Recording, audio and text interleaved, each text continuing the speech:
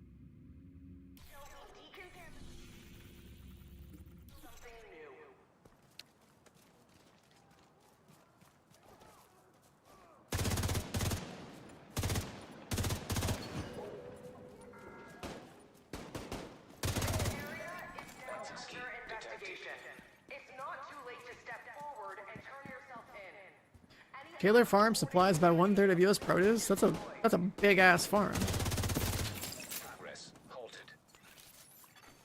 Manual override required. That's a big ass farm. Be advised that we are doing this for the greater good.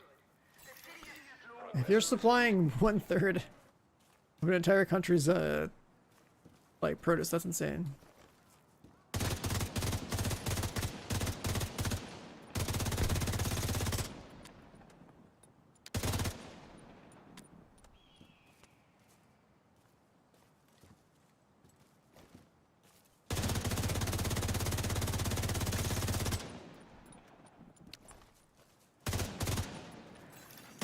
Manual override required. Hostile broadcast detected. Speaking for the peacekeepers, if you approach any of us with a weapon, One more. don't do that. Clan member in need of backup. Clan member, I need a backup. Who's even on right now? To the Tyrone or A5? A5 is on? Wait a second. I just muted.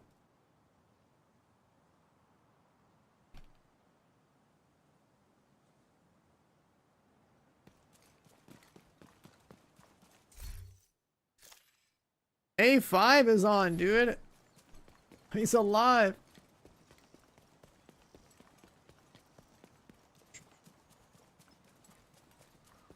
He's playing the game, but he hasn't responded.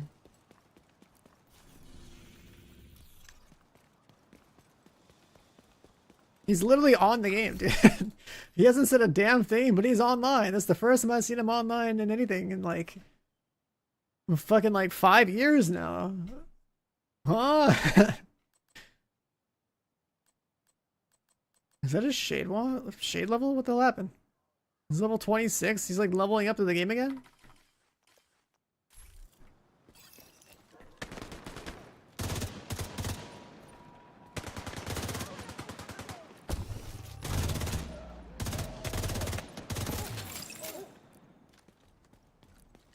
Nah, he was here for when Outriders came out.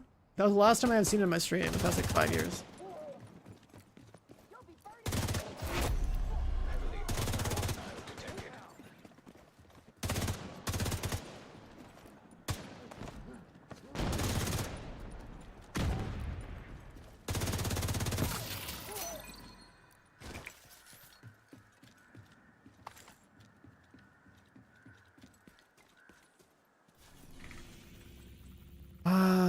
There's more. Financial district.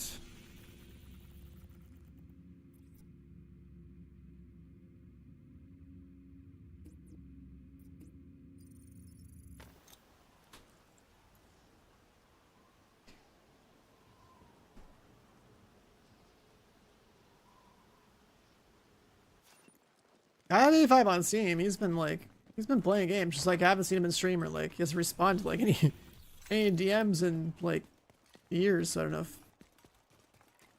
anyone else on our team has like been able to talk to him. Like it makes me wonder, like, did he sell his account? Like I don't know.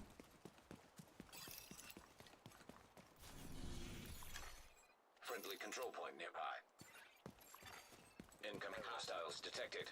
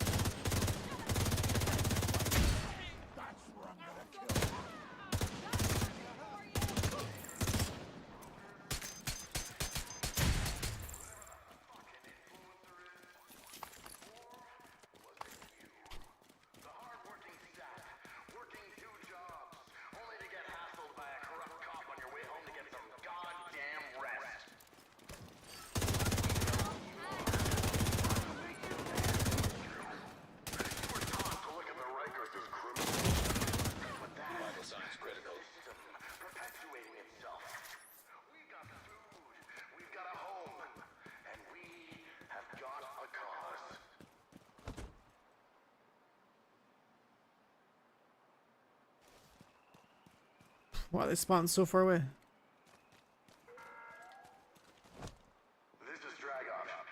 An escort encounter, Red? It's funny that you say that.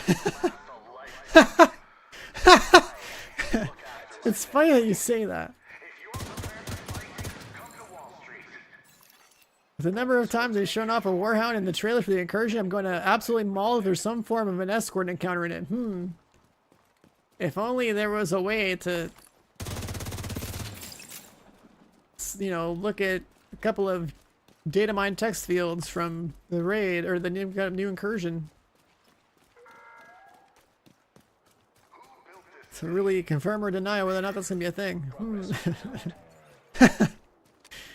It's a Riker Incursion, so like they don't have Warhounds, but like from the data mines, it's like the first objective sounds like it's supposed to be an escort or like a robot. So congrats, you figured it out.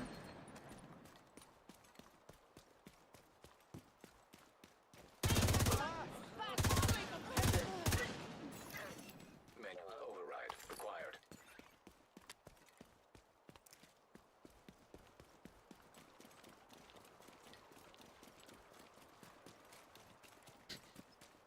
God, I've gotten so hungry in the past like hour.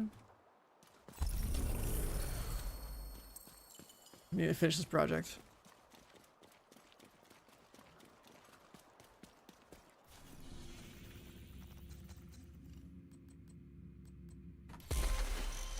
And do I have a team for tomorrow? Of course, man.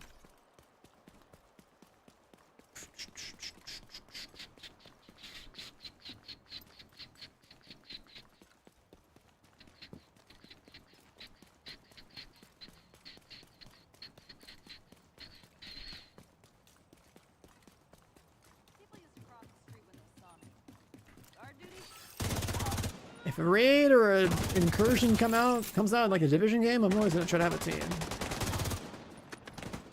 There's no world where I'm not trying to go for like a day one, you know, world's first. And then in a game and in a franchise that like I actually play. Any XP events? Starting tomorrow, there's like seasonal XP. There's no like character XP or proficiency XP events for a while.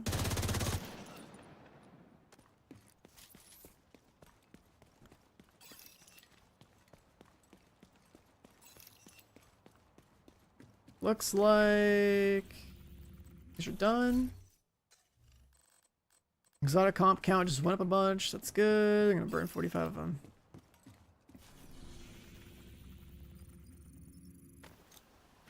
The last incursion only took like 45 minutes. Incursions are pretty fast. It only takes, for a decent team, I'm expecting like, you know, 1 hour, 2 hour completion time at best tomorrow. Between like just the balancing of the game. Between the balancing of the game and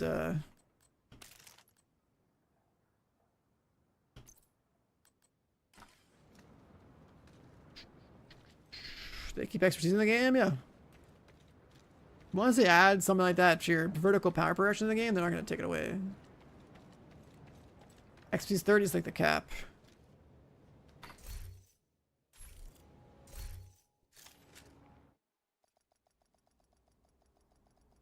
The thing about expertise though is you want to play during expertise like events or whatever.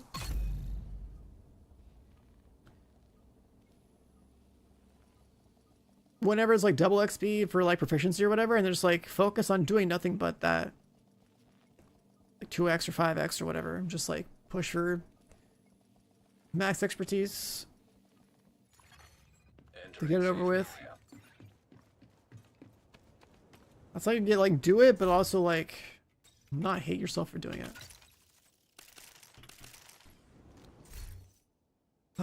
Okay, what do we have in our inventory here?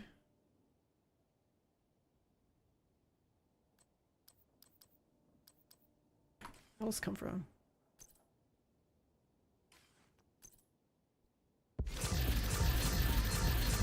Heard about Div 3s now? They're still working on it, yeah. It's always right.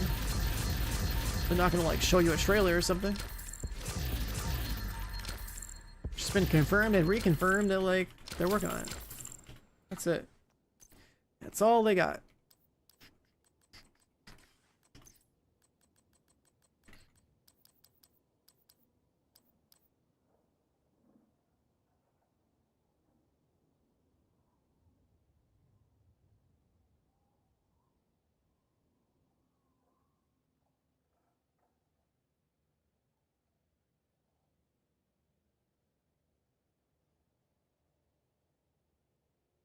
I like keeping these.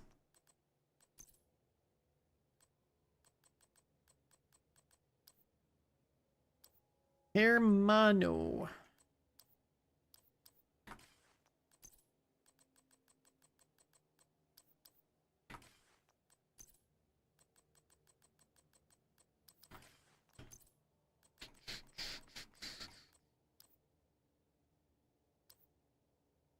Impetus.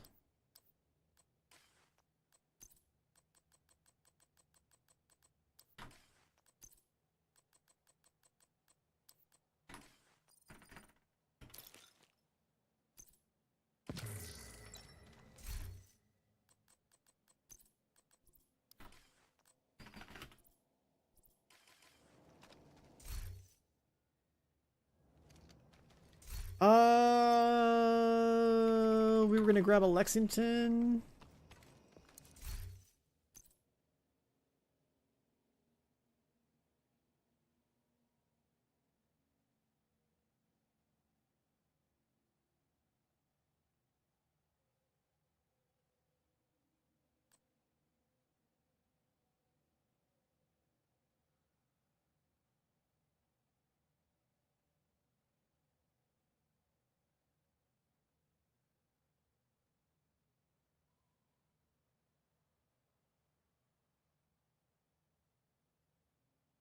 Back and forth, nah.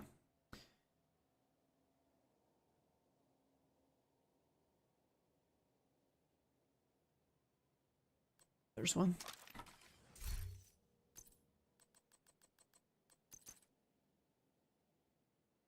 So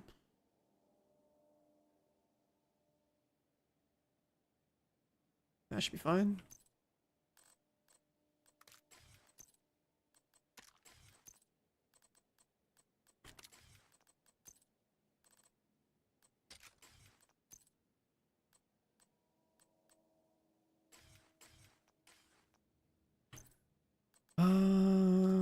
Then we take this guy into this menu.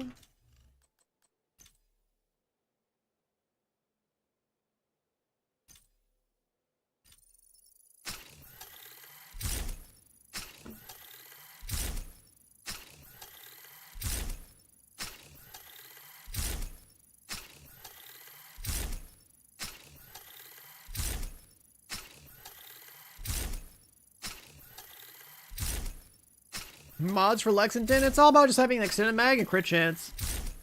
It's pretty much like every gun. Because you want 15 crit chance and as big of a mag as you can get.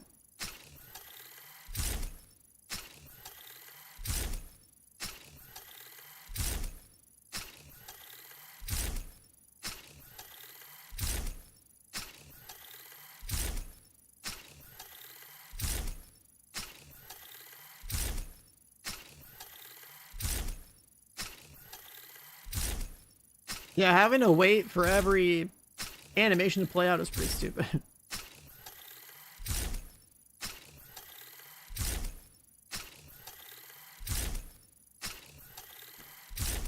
There's the measured one. Not gonna prototype it.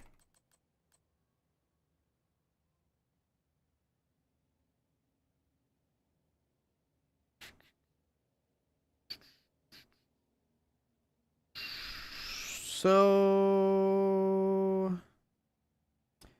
if I use this,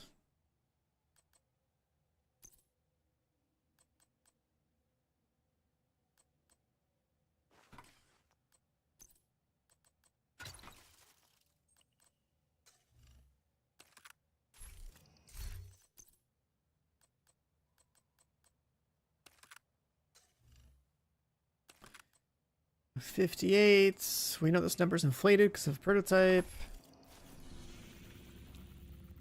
All my Lexingtons, I usually have killer on them. But I made a measured one this time.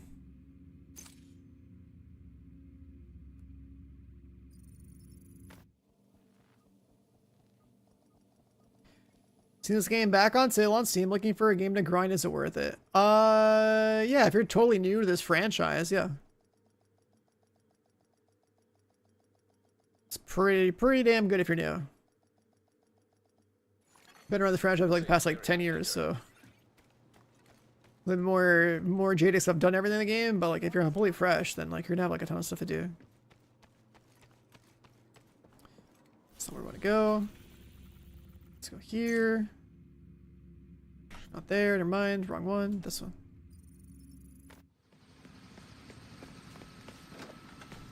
Let's see what this feels like. And plays a Dev 1. Yeah, Dev 2 is like pretty much like way more PV focused.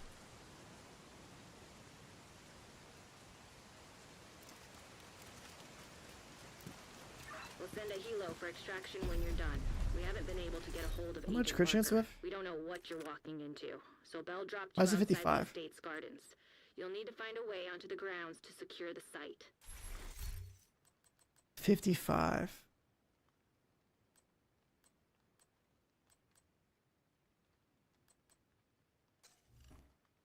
55, 105.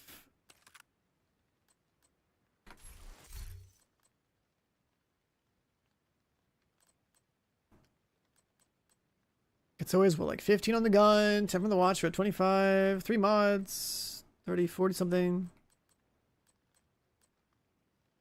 And 12 here. I guess it's 55.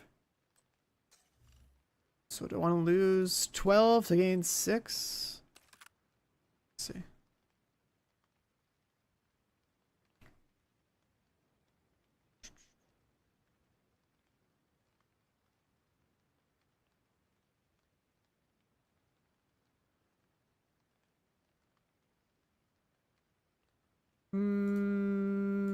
Looks like losing crit damage to get crit chance would be worth in this scenario.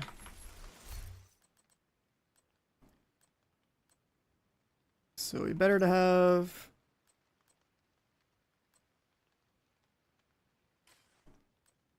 a crit chance piece.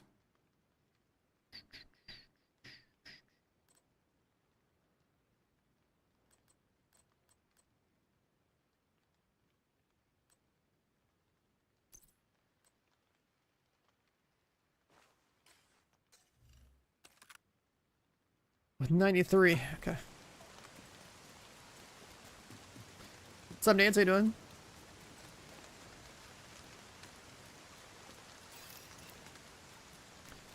We'll see how this feels. Hostiles detected. Heads up. Seasonal modifiers disabled. Take out those hostiles and secure the garden.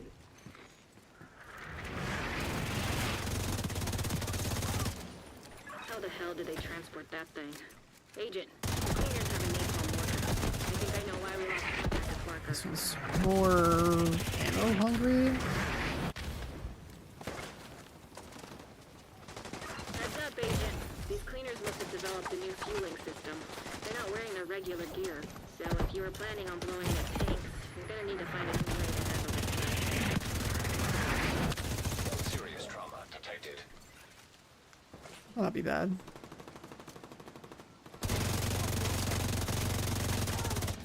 Stack management perspective.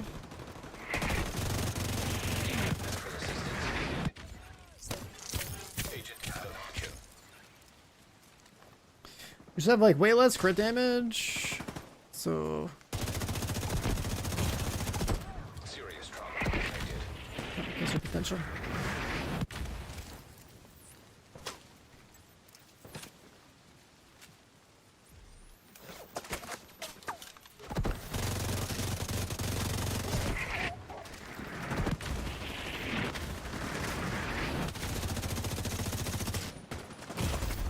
Amount of damage due per mag is also kind of weaker with this.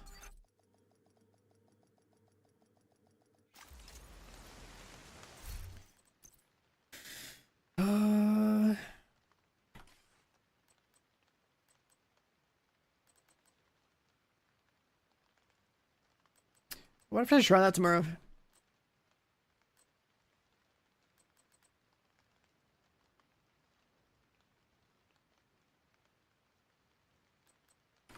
I guess I should. Well, I can't even disable stuff in the.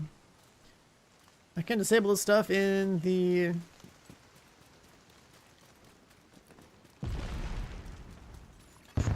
Hostiles detected. Heads up, Agent. Cleaners on In the site. shooting range. Take out those hostiles and secure the garden.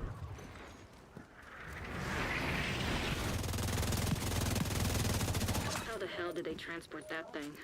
Agent, the cleaners have a napalm mortar. I think I know where to contact Serious trauma detected. I don't think I like the damage. Heads up, Agent. These cleaners must have developed a new fueling system.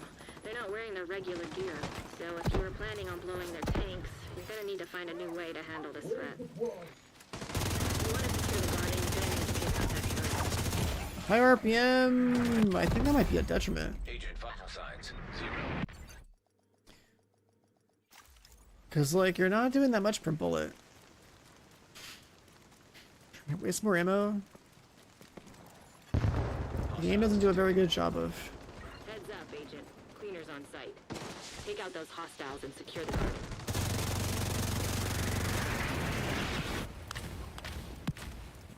How the hell did they transport Handling that RPM thing? this high? Agent, the cleaners have a napalm mortar.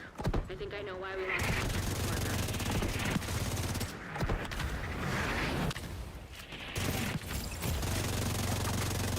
Heads up, Agent. These cleaners must have developed a new fueling system. They're not wearing their regular gear, so if you were planning on blowing their tanks, you're gonna need to find a new way to handle this threat.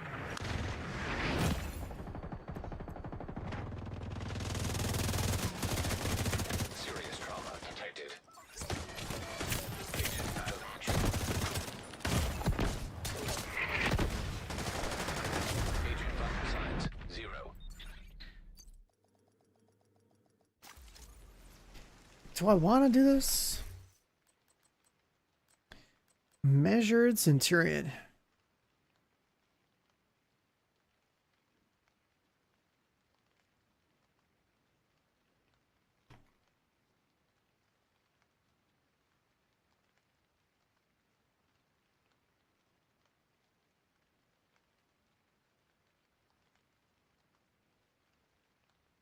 Hmm.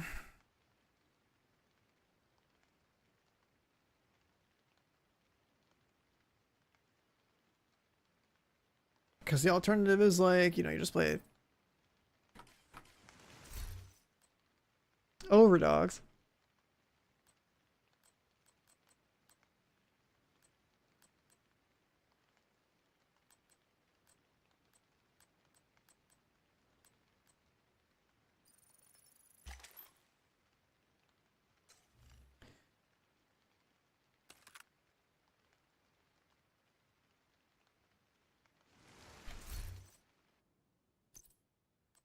See something?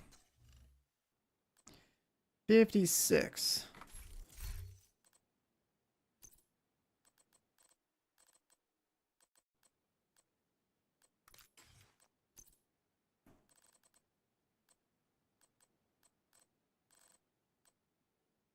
You could have plus 15 there.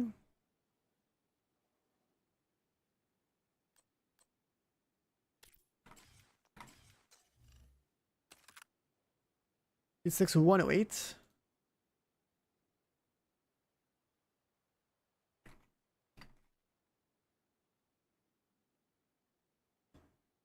That's technically better.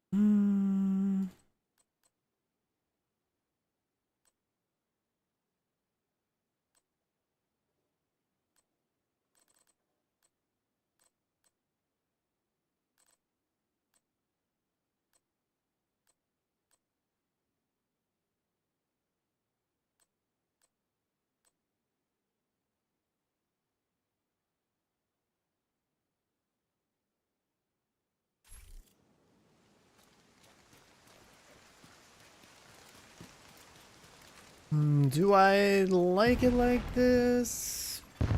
Hostiles detected. Heads up, Agent. Cleaners on site. Take out those hostiles and secure the garden. It's like only the bottom half of the mag that gets like a lot of extra damage. How the hell did they transport that thing? Agent, the cleaners have a napalm mortar. I think I know why we lost contact with Barker. Vital signs critical. Switching mission log. Heads up, Agent. These cleaners must have developed a new fueling system.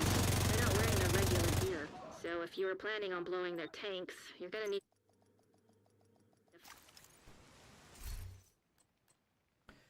Measured, even to this day, it doesn't really...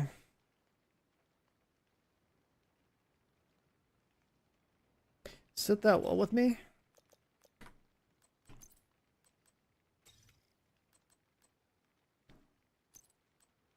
The killer is still brave for soul, obviously.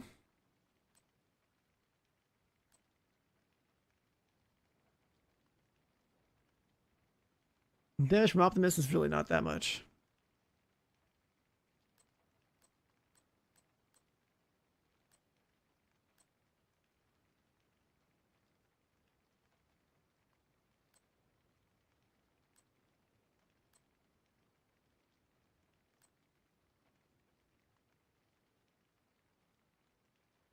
Ranger is not going to be much either.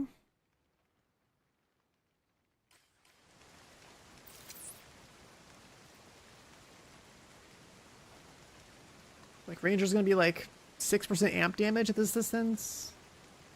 8% damage, like 10% damage. Like that's not much.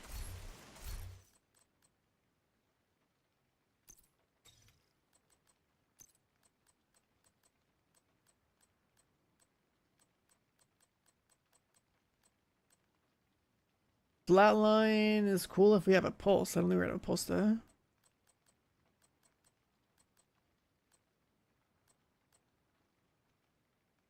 Pressure point, thunder strike, streamline. God, some of these talents are so bad.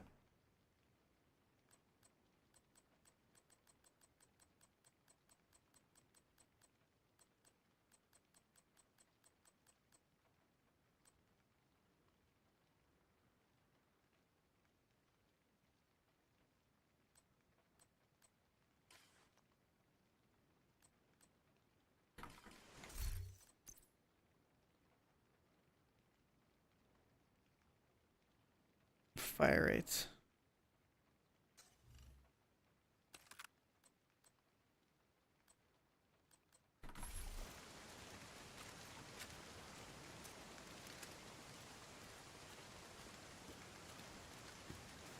Try to stack those benefits up.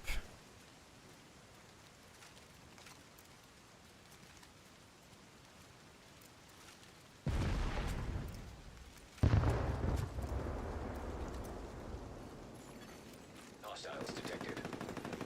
Heads up, Agent. Cleaners on site. Take out those hostiles and secure the garden.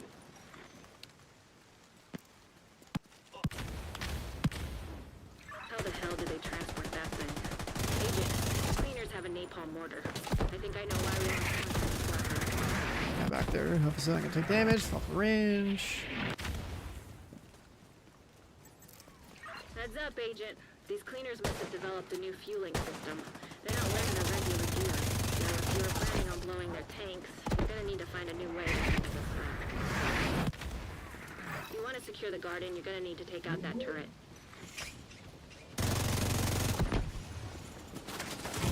Turrets up here. Assistance needed. Agent incapacitated. No matter how I play with measure, I mean this is solo, so like I'm taking like 4 times more damage than I should be because there's no teammates basically tanking for me. Agent vital signs. Measured 0. just feels so bad for the first half of the mag. It doesn't matter if your gun goes burr with like all the extra fire rate. The minus 25 weapon damage feels pretty bad. The bottom half of the mag is like having like 30 more stacks of striker though.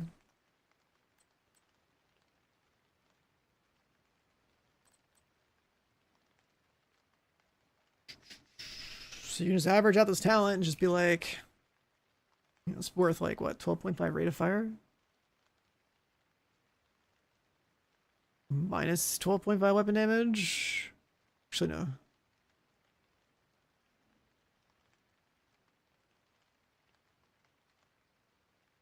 Lex is like the best high-end AR in the game, yeah.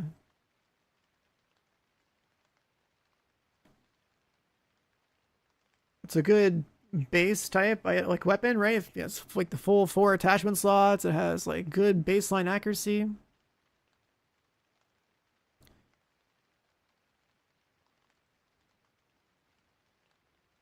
It's just good base stats overall. And it's easy to get one that's because they always drop god rolls, so you can like switch a talent to whatever you want. I'm just trying to force using it with this, right? But like that's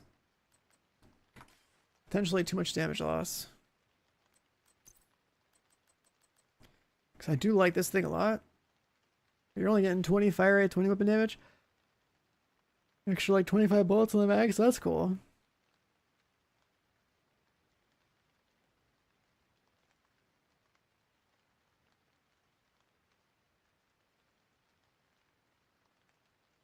Like is the extra 25 bullets in the mag, fire rate, and weapon damage worth being forced to use measured?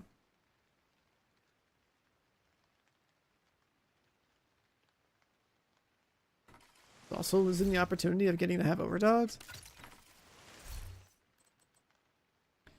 Because overdogs, like...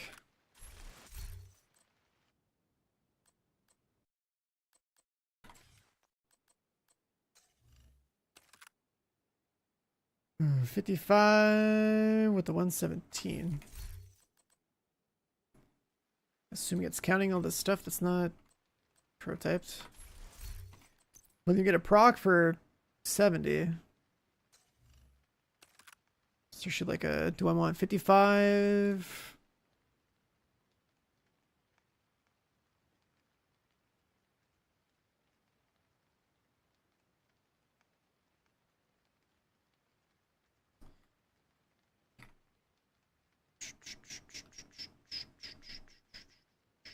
$55, 217.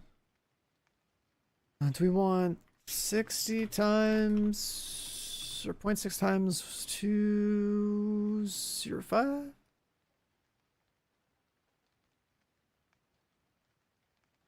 Like getting crit chance in this scenario is better too. I gotta hit 60.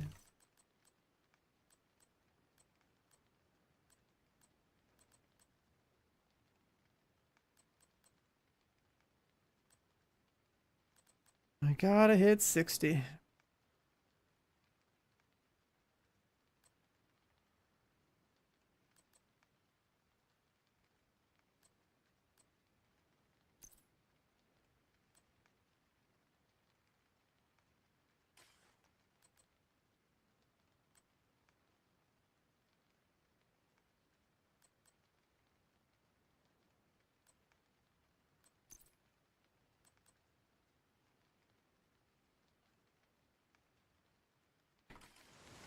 See which ones actually like maxed out if there are any.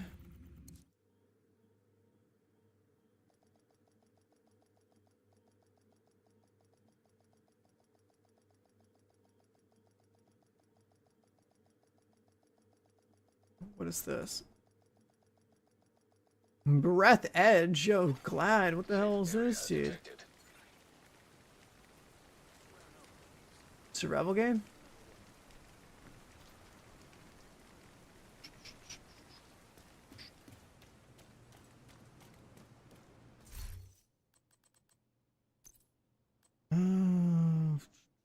Crit chance. That one's not maxed out.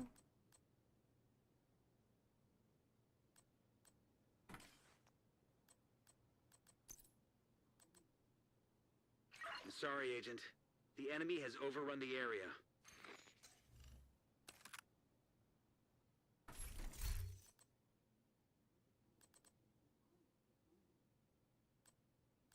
Oh, this thing was throwing out my numbers. Okay. 0.1 off. That one's perfect. This This one could be replaced.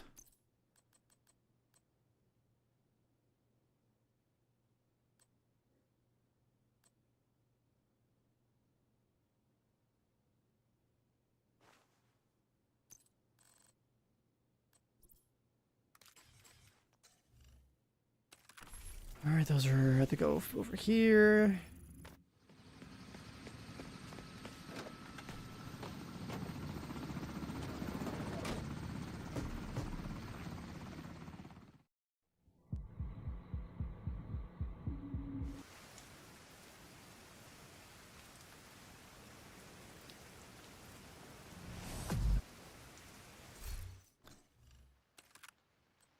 All right, now we should be at 60. Let's see if I take one off, what happens? We're at what, 54?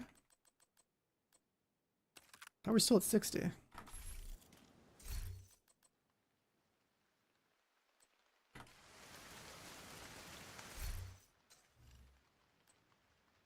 Fuck, are we still at 60?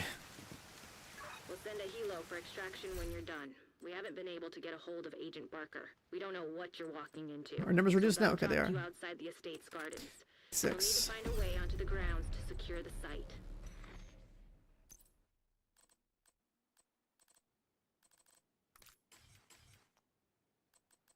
$56. So 60 with the 105.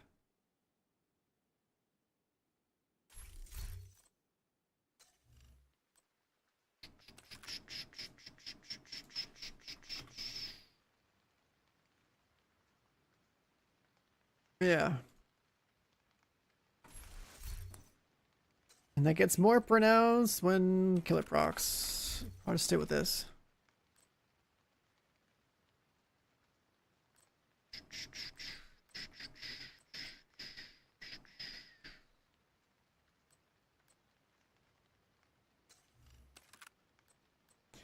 Killer procs are up to 175.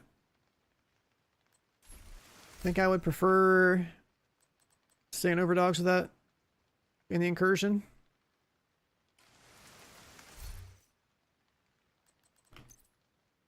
Are we gonna hot swap Bloody Knuckles for boss?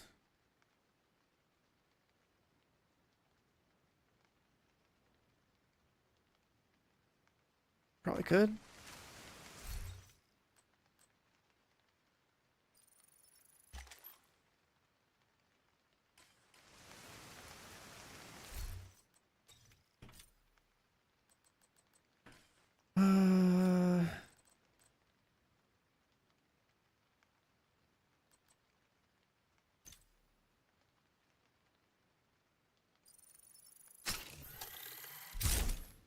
Sure.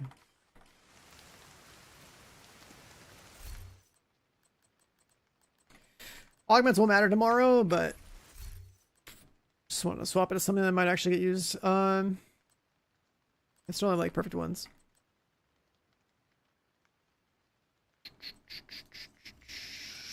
But I wanted to make sure we're actually like hard capped at 60 in a normalized environment because we weren't before. What's this one? B5.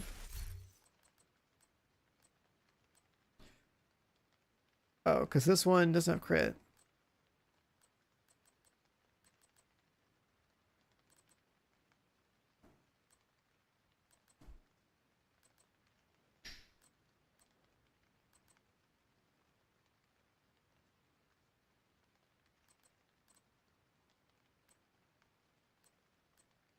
Really?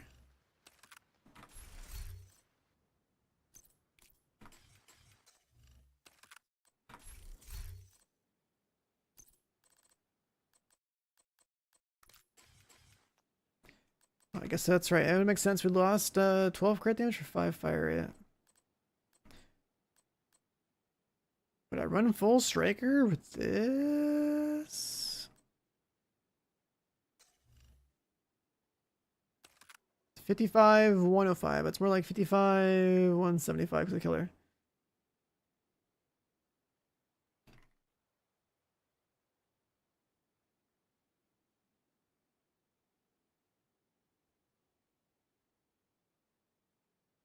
Five, 275. 0.6, 205 minus 12, so that's like 193, right? Yeah. And then 0.6 times 268.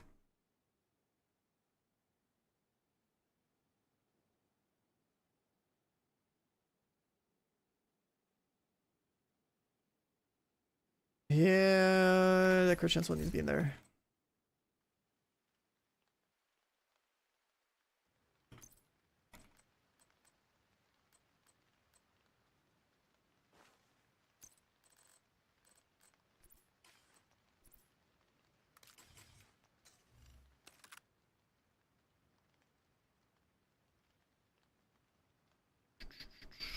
Breath Edge, Subnautica in space. That's kind of cool.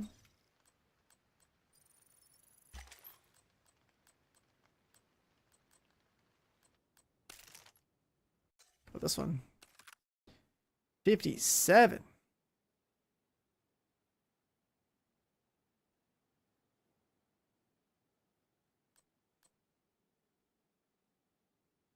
We want the 57.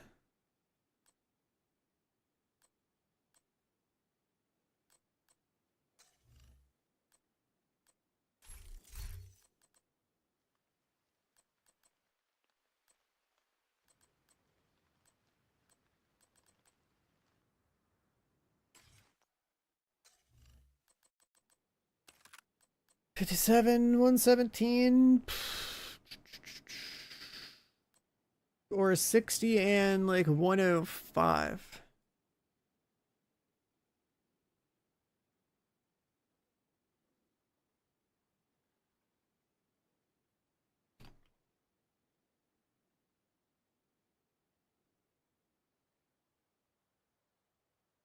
The one with the not 60 crit chance is better, barely, but then when it gets capped out.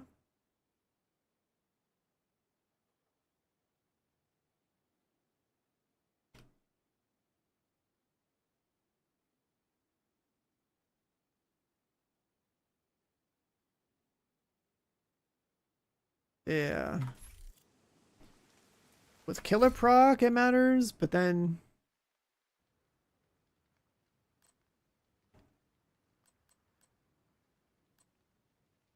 that's annoying.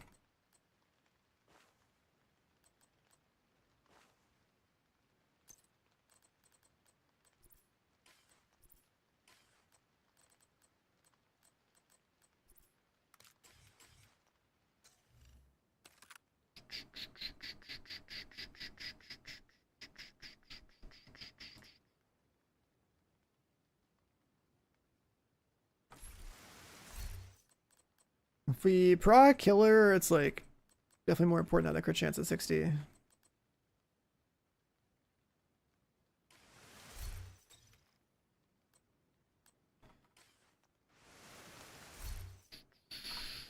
Parm gang, damn, that's been a while since I've seen that. Been a while since I've seen that. What's up, dude?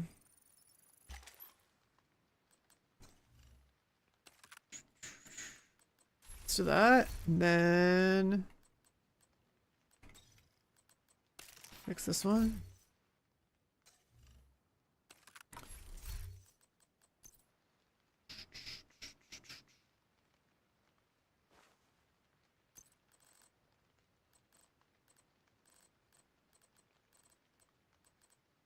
I don't think we're gonna have. I don't think we're gonna have a coyote mask, right? You been thinking of getting Div 2? You never got it? This game is really on sale, so you might as well. As far as like a PvE looter shooter's concerned, it's like definitely one of the better ones.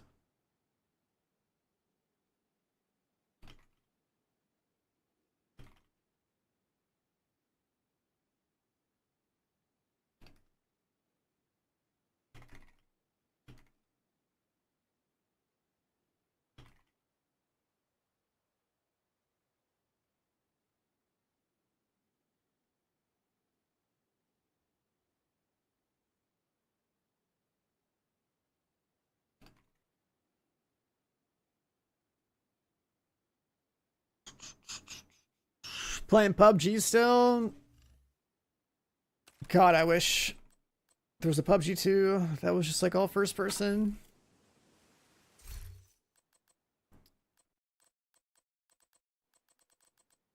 The cheater video leaks or whatever. I just like knowing that the extent of how the leaks are. Right, that's just like a guy flying around with like no clip for like 3 minutes. Like, this game is so compromised. like that's crazy. That stuff's just out there on YouTube like that.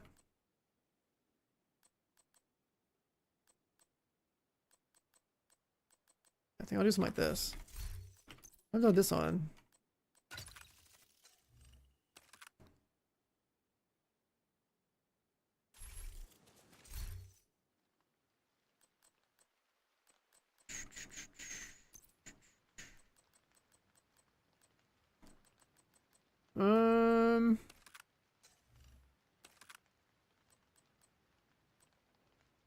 That should be fine.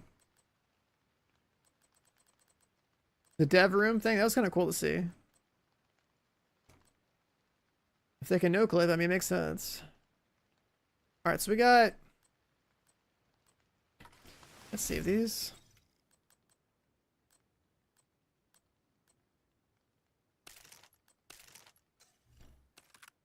$61.05 is fine.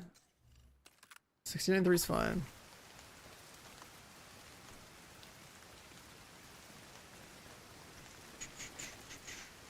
Yeah, it should make more sense just to run this.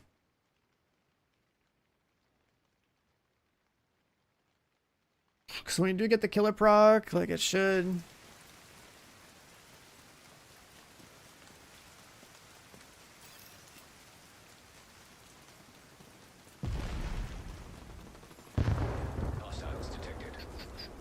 should feel a lot better after you do a secure kill. Take out those hostiles and secure the garden. How the hell did they transport that thing? Agent, the cleaners have a napalm mortar. I think I know why we lost contact with Barker. Immediate medical assistance needed. Just doing some damage testing. This is supposed to be like 4-player content. They're not wearing their regular gear, 3. so if you were planning on blowing their tanks, you're gonna need to find a new way to handle this threat. Serious trauma detected. Sharp protection's gone.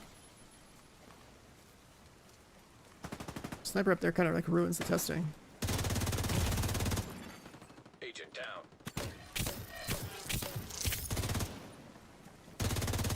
Backfire nurses? Yeah, I have that loadout saved. That was one of the loadouts that makes this like...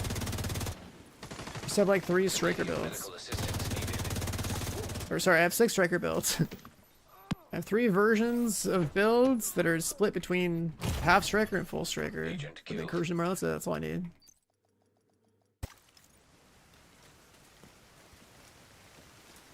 Are there more?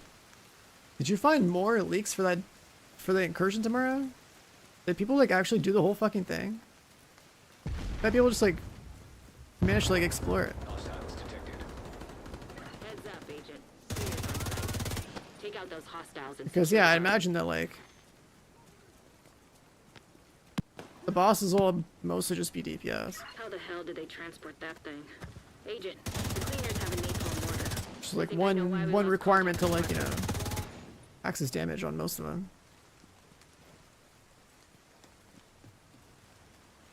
Heads up, Agent. These cleaners must have developed a new fueling system. They're not wearing their regular gear, so if you were planning on blowing their tanks, you're gonna need to find a new way to handle this threat. There's enough bursts to stagger them? Serious trauma detected.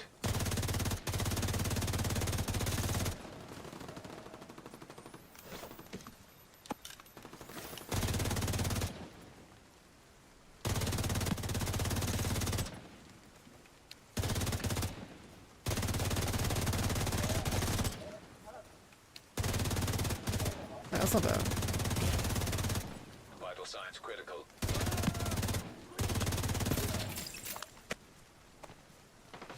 Oh, this is... Wait. I'm not on firewall, right? Ignoring explosion, though, that's kind of cool.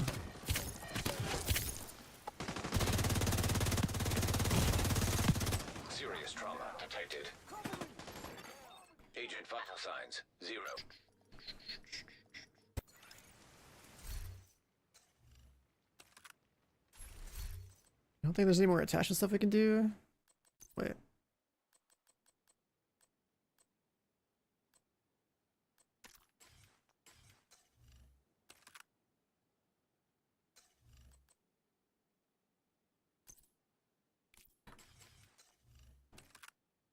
At 3%.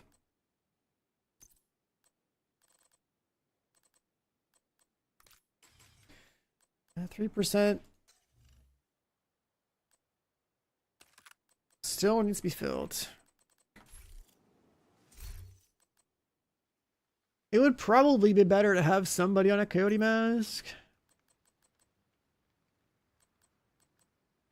And just not have 60 credit on everybody and just like rely on somebody to have 50.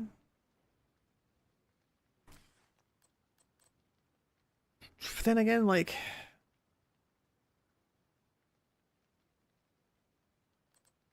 Overdogs is kind of crazy.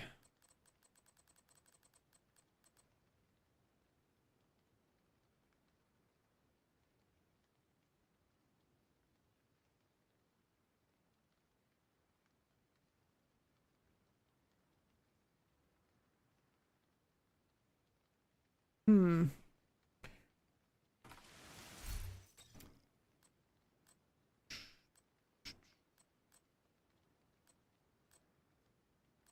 How are we feeling about this?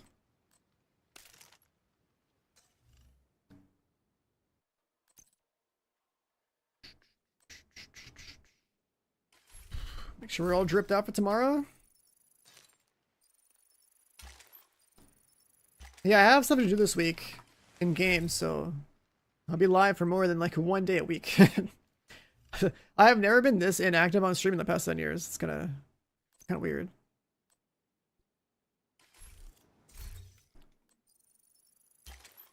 Tower God was pretty good, but like, fuck Rachel though.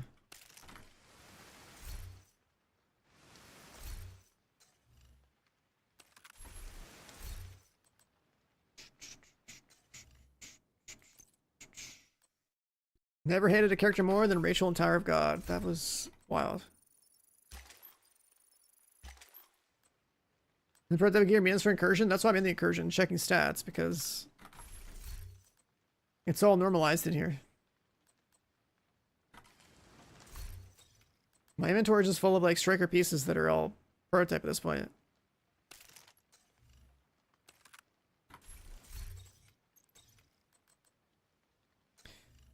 Just have 3 builds split between half striker and full striker.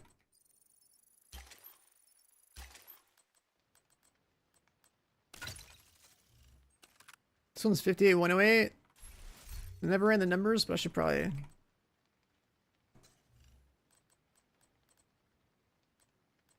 drop crit damage for crit chance on this one. Not having 60 crit chance is, it's got baited by this. If I ran the numbers on this, like...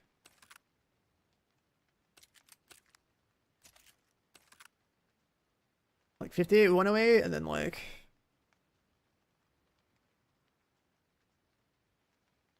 60 and whatever.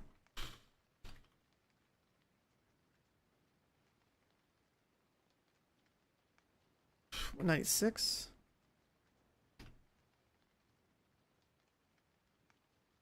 Extra crit damage is better than the...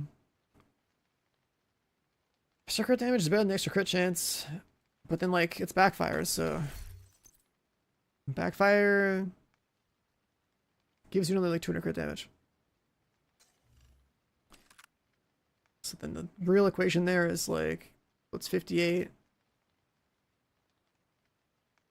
That... this. So crit chance is actually marginally better. At that point.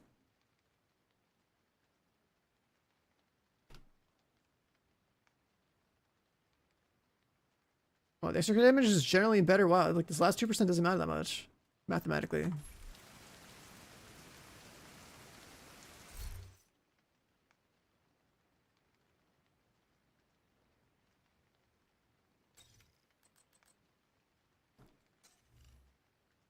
Extra crit chance doesn't matter. Check the other one. This one is less. Because I'm choosing to go with the fire rate route, which makes sense for stacking. This one is 58.96.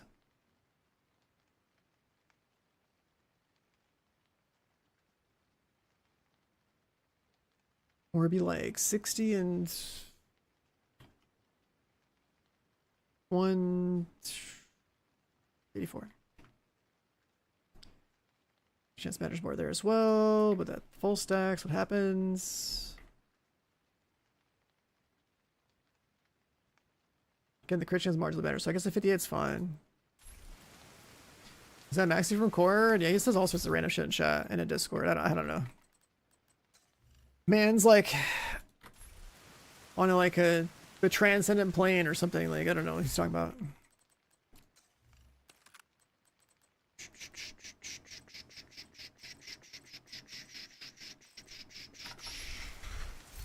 Alright, so all four are set up fine. I doubt we're gonna care about using the SMG. Unless the content actually has like a lot of like hazards that are a problem. Your build in Discord is good for the incursion tomorrow, and it's not. You only have 10, 20, 30, 40 hazard there. Then you have another 20, I guess, from the brand set, 60. And then watch 70, that's it. You have 2 blue mods for some reason. Whatever those could be. Else that's just white. Either way. You're making red normally. You don't have 100 hazard protection for the incursion tomorrow. So this build's pointless. You're not gonna play, if you're gonna do an incursion that has mechanics and like you actually have a Hasbro build, then you're gonna make sure you fully max out your hazard. To make sure you're not affected by mechanic, if it's even a necessary thing in the incursion tomorrow.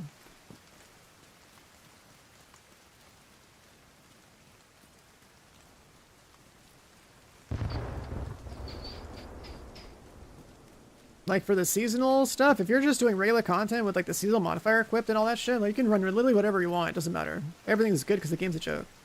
When we're talking about incursion day 1 and having contingencies for like whether or not you need Hasbro, then like you have to hit 100 hazard with, you know, your 5 gear rolls, your watch, and like something like that.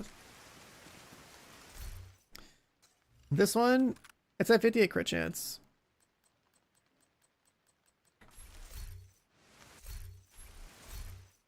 The Lexington one is it's like above 60, but like when you run the numbers between crit chance and crit damage before and after overcapping it, it's better to be a 60 because of killer.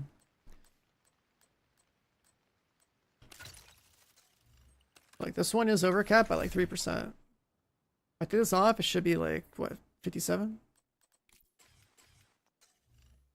56?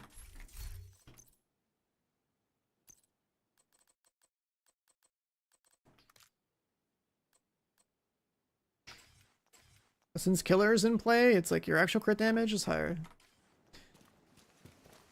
So it's marginally better to have the 60. The thing is, like back in the day, before we had overdogs, everyone just had coyote masks, right? So like, you could reliably build every build to have like 50 crit chance. And, you know, you could always lean on somebody in your team having a 10% crit chance buff for the whole team. These days, it's like we all have overdogs. You could, in theory, run for like less crit chance, more crit damage in your build, and have somebody be like this mask in like the incursion. For some like team-wide marginal benefit. That'd be kind of cool. Yeah, I'd rather having random numbers for like crit chance versus times crit damage for both variations. Hitting 60 on the Lexington ones with killer is better than leaving it below 60.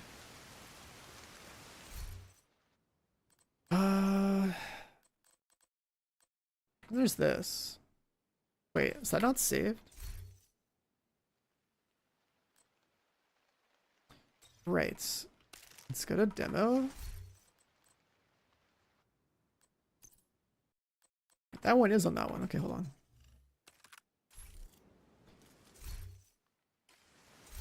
This one isn't on that one, right?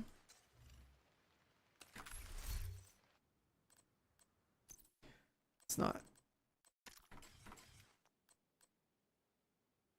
So how much are we over cap by? I guess it's like 3% more.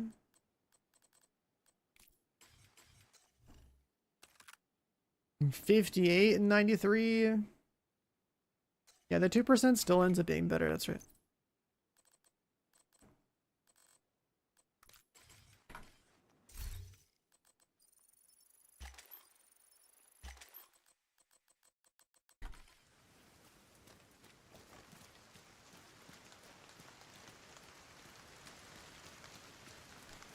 Yeah, tomorrow is just gonna be 3 strikers, 1 healer, with like making sure you have backup contingency with like a Hasbro build. That's about it. There shouldn't be much of a need for anything else.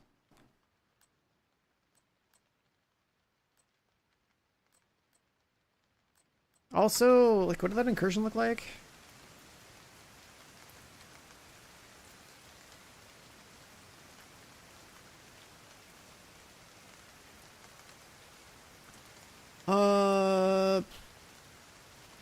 Div 2 Incursion, Seal Creek Dam. Like a trailer? Let's see.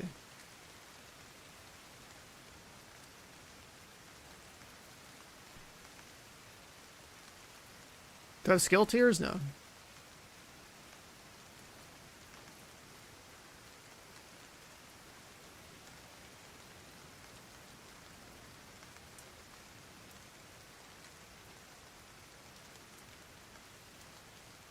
Yeah, you're either going to be 6093 or you're going to be 58-105.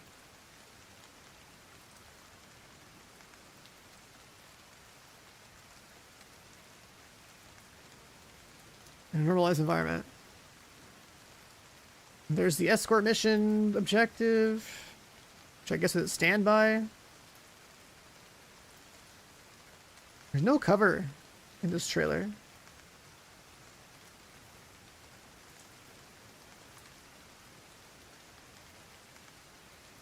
Why do you have skill tiers? I don't know.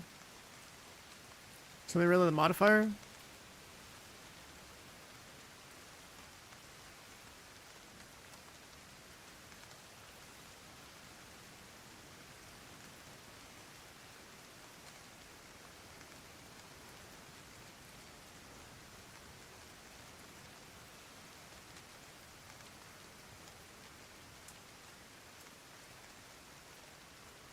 So the dam looks like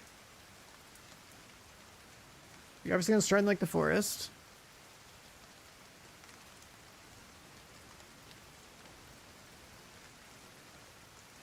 I think this incursion is supposed to be more closer range too. Let's get inside of it. This situation right here, yeah, this is tomorrow. It's like in less than 12 hours from now. This situation right here, so there's obviously got to escort this thing.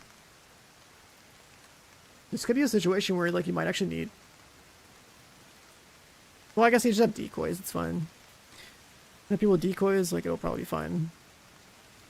If they tried to like more seriously force like a roll, then like it's been a cool place for somebody with like a shield built, like, you know, have everyone like hide behind. But it'll probably just be like a decoy thing.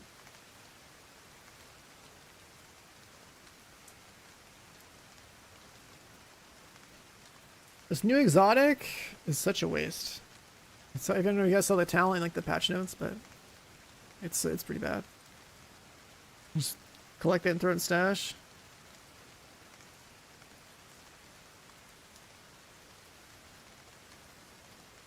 Is there anything else in here? It's like a lot of like more close range interiors. The Riftstorm game? Well, I got a key for it, so like I'll just play it on stream. But it's gonna be early access, so who knows how much content it has.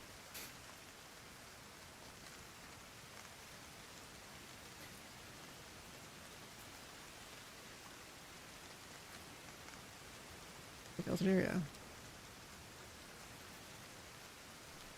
Okay, we're doing that tomorrow. What's this? We're doing all that tomorrow. Alright, tomorrow I mean like should probably sleep soon. It's like we have the servers go down like 4 hours. And then they come back up in like 6 hours. Who am I playing with? I'm playing with Astro, Ronan, and Void. Ronan and Void are like Astro's friends. Astro is like, you know, this gamer's been in chat before. We did the first Incursion together. And he's like, you know, another speedrunner type. I know his friends are also like that, so should be a pretty good team.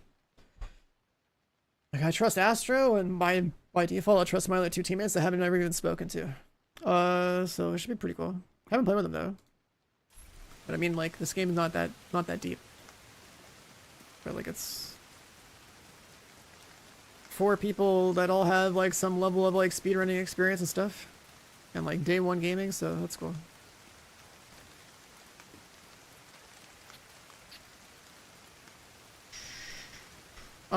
Theoretically, the server's going down in 4 hours, coming back up in 6 hours, then like, it'd be like, you know, presumably at 6:30 a.m. Pacific time, 9:30 a.m. Eastern time.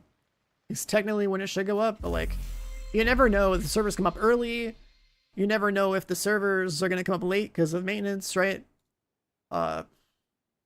It's, you know, sometime 10 hours from now, like, you know, you got to be online. I'll probably go to sleep right now, actually, and I should probably get the fuck out of here. Let me, like, leave this. Make sure my account is over in DC.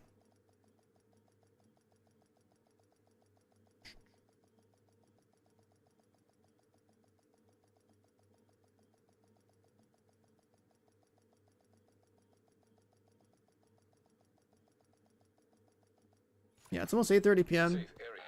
Servers go down in 4 hours. Then they come back up in 6, so. Let's leave it on typical. Probably a good opening one there. We have Lex, everything's saved. Okay, we're fine. We're fine. Alright. Alright, chat, it's been a nice little 8-hour catch-up sesh. We finished getting our keys. We finished doing our creator projects to try to like get one more Lexington up to like expertise 30 just cuz. The measured one I probably won't use tomorrow. I doubt it. And where's that put us? Loadouts are all good. Should probably charge my mouse. Let that happen. But we should be live 10 hours from now. Probably even like a little bit faster than that. I gotta get to sleep soon.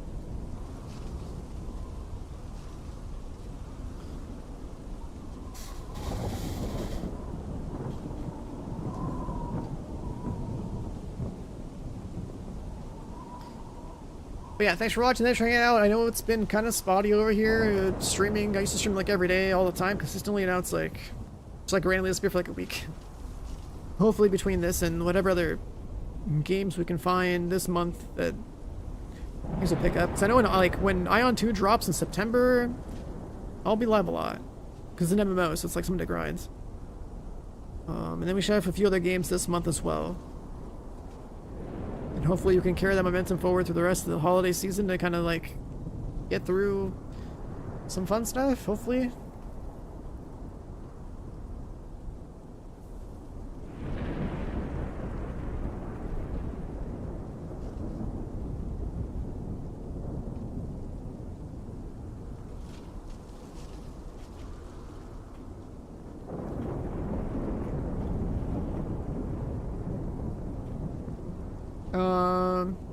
Something called.